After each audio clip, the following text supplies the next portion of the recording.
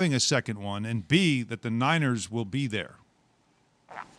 Yeah, the second pro day thing is interesting to me. I feel like it's coming from somewhere. Not having a combine this year certainly makes it seem like these guys would like to show twice some consistency.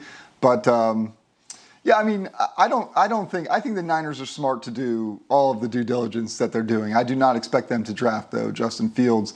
I think Kyle Shanahan is fully locked in here. So, yeah, I get it. I mean, what's another flight, Get those Marriott points, but I don't see them. When you say locked in, are you saying Mac Jones? Please don't. Yeah. What, Jeff? What is the love affair with Mac Jones? What the hell is?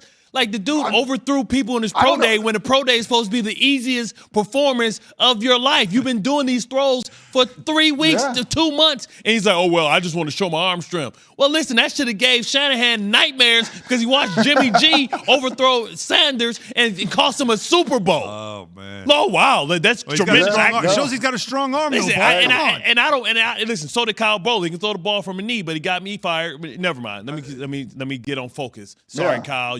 I'm not calling you out, Jeff. I'm glad somebody had their coffee so far. Yeah, I mean, obviously your reporting suggests it, so I'm not calling you out for saying it, but it just comes as such a surprise that a guy that we in mocks was like, oh, he can go 12, he might go 15 to the Patriots.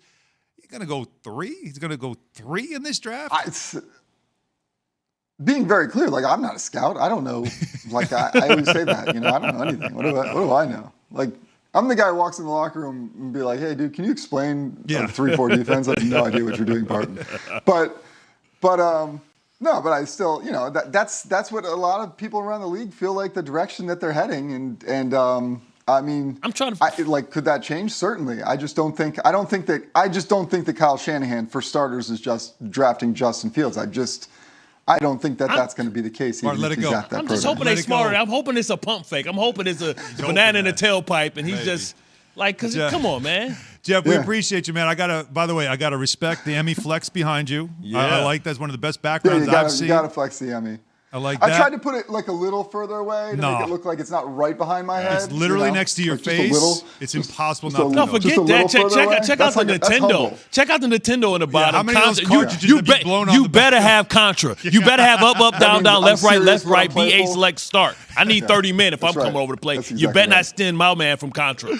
Jeff, we appreciate you, man. Thanks. I agree with a lot of what Bart's saying, but I also think that, Russell has been really erratic behind the scenes with the Seahawks organization in terms of letting them know exactly what he wants. He's kind of gone back and forth. So honestly, I think when the Seahawks see Carlos Dunlap's comments, they're even going to say, yeah, he said that to us before, but tomorrow that could change completely. So I just think that I don't even think that the Seahawks necessarily, I think they'll take it with a grain of salt as well, recognizing that behind the scenes, like, Russ feels like he's trying to figure out exactly what it is that he wants in this situation. Now, when you think about what can make Russell Wilson happy, he said when you become a family, because I remember playing against young Ben Roethlisberger, and he was willing to put himself at risk, but family man Ben Roethlisberger isn't. And one of the things that Russell Wilson has really talked about is he's tired of being hit so much. So what can they do? Right. They've tried to beef up that offensive line, but it's been a turnstop at the right tackle position. What can they do to satisfy him to maybe make him feel like he has some authority as far as the personnel on his roster? Well, seemingly what they've done this offseason. I mean, he's sort of laid out there like, I'm getting hit too much, and it feels like the Seahawks are trying to address that. I mean, and I'm not trying to take sides at all. I'm just saying, like, it does feel like the Seahawks are trying to placate, in a sense, some of the concerns that Russ has had. John Schneider, by the way, again, it sounds like I'm very pro-Seahawks here. I'm not.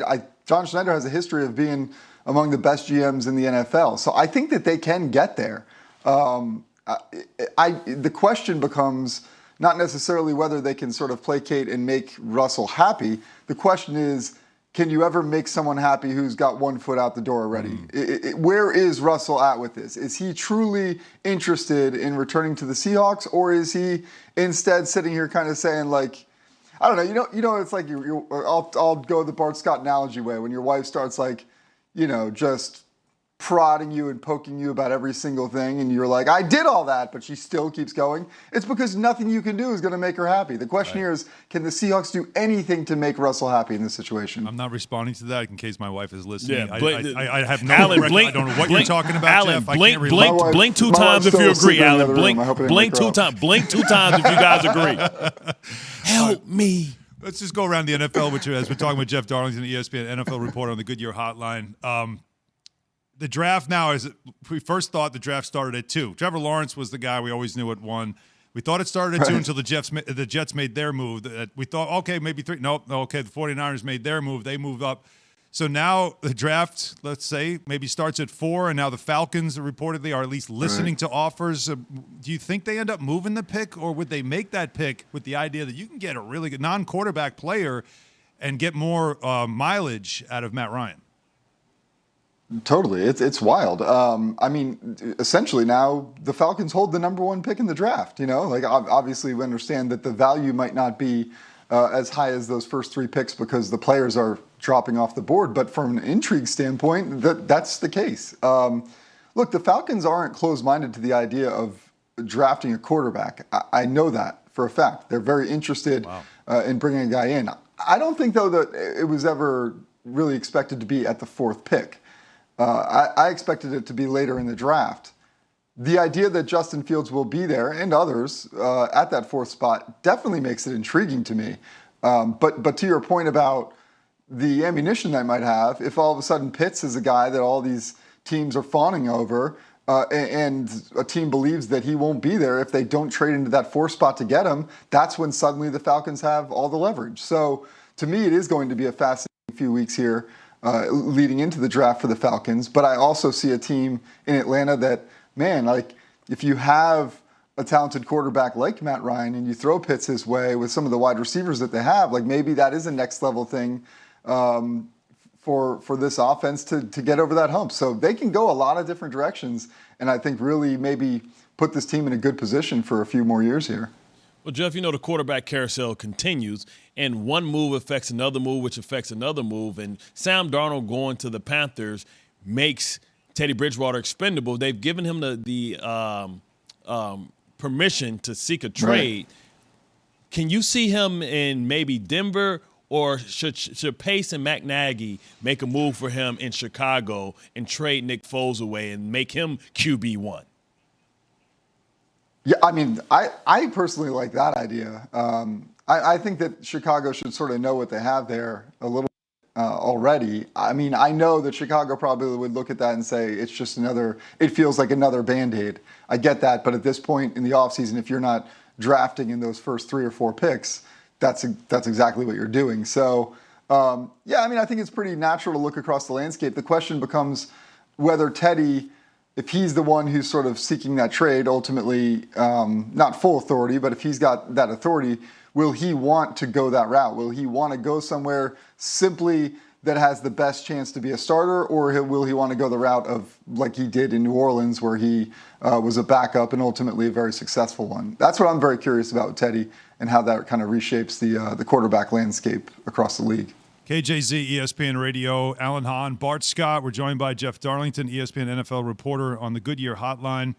This also just came out. It's interesting as we get back into the draft conversation. Justin Fields having a second pro day, and we know I never knew there was such a thing, by the way, Jeff, as the pro day season, but apparently we are in